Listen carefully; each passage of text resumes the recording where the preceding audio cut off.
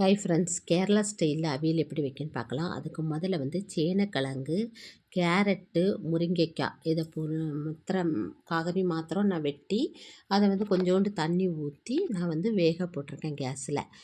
ஏன்னா இந்த காகரிலாம் கொஞ்சம் வேகிறதுக்கு அதிக டைம் எடுக்கொண்டு முதல்ல இந்த காகரிகளை நல்லா வேக போட்டுட்டு அதுக்கப்புறம் மற்ற காகரிகளை இது கூட சேர்த்துக்கலாம். நீங்களும் இது போல் செய்யுங்க. சேனை, கேரட்டு, முருங்கைக்காய் இந்த காய்களை மாத்திரம் முதல்ல நம்ம தண்ணி ஊற்றி வேக போட்டுக்கலாம். அதுக்கப்புறம் நம்ம என்ன காய்கறிகள் இருக்கோ அதை கட் பண்ணி வச்சுக்கலாம். என்ன காய்கறிகள்னால் கத்திரிக்காய், வெள்ளரிக்காய், அப்புறம் வாழைக்காய். இந்த பாருங்கள், கத்திரிக்காய், வெள்ளரிக்காய், வாழைக்காய், அப்புறம் இது வழுதலங்காய் உண்டாயிருந்து அது இதெல்லாம் கட் பண்ணி வச்சுருக்கேன். புடலங்காய் இதெல்லாம் கட் பண்ணி தண்ணியில் போட்டு வச்சுருக்கேன். அந்த கேரட்டு, மற்ற சேனை, முருங்கைக்காய் ஒரு 3/4 பாகம் வெந்ததுக்கப்புறம் நம்ம இந்த காய்கறிகளை அது கூட ஆட் பண்ணிடலாம். ஆட் பண்ணிவிட்டு அதுக்கு தேவையான அளவு உப்பு சேர்க்கணும். இதுக்கு பாருங்கள், அந்த காய்கறி ஒரு 3/4 பாகம் வெந்ததுக்கப்புறம் இதை சேர்க்கும்போது எல்லா காய்கறியும் ஒன்று போல் வெந்திருக்கும். அப்போ அவியலும் நல்ல டேஸ்ட்டாக இருக்கும்.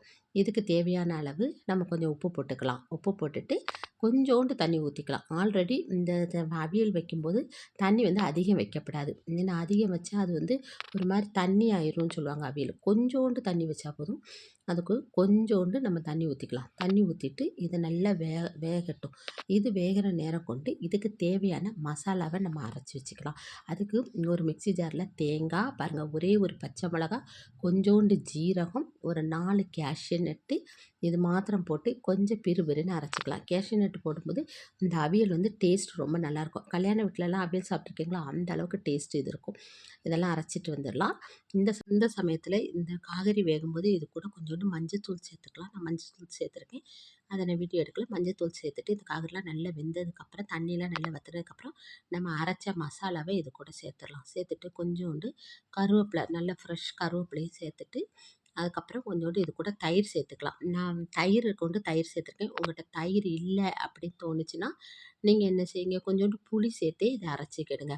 ஏன்னா நம்ம சேனக்கிழங்கு போட்டிருக்கோண்டு கொஞ்சோண்டு நமக்கு என்ன பாருங்கள், தயிர் சேர்த்துருக்கேன். சேனக்கிழங்கு போட்டிருக்கோண்டு கொஞ்சோண்டு அதில் ஒரு கரகரப்பு தன்மை தெரியும் தொண்டையில். அதுக்கு கொஞ்சம் புளி சேர்த்துக்கணும். சேனக்கிழங்கு சேர்க்கலைன்னா நம்ம அவியலுக்கு புளி வைக்கணும்னு அவசியம் இல்லை. தயிர் ஊற்றிட்டு அப்புறம் இது கூட கொஞ்சோண்டு தேங்காய் ஊற்றிட்டு அப்படி ஒரு பெரட்டி நல்லா கிண்டிட வேண்டியதான்.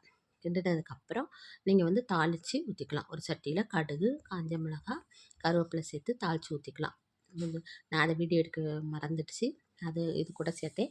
நான் இதையும் சேர்த்து தாளித்து ஊற்றிக்கிட்டேன். தேங்காய் எண்ணெய் தான் அவியலுக்கு முக்கியமாக யூஸ் பண்ணணும். தேங்காய் எண்ணெய் சேர்த்து கிளறும்போது ரொம்ப டேஸ்ட்டாக இருக்கும் அவியல்.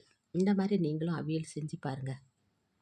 நல்லா இப்படி கேஸை சிம்மில் வச்சுட்டு எல்லா மசாலாவும் அதில் படுற மாதிரி நல்லா கிளறி விடுங்க. கிளறி விட்டுட்டு லாஸ்ட்டு ஒரு துளி தேங்காய் எண்ணெய் சேர்த்துக்கிடணும்.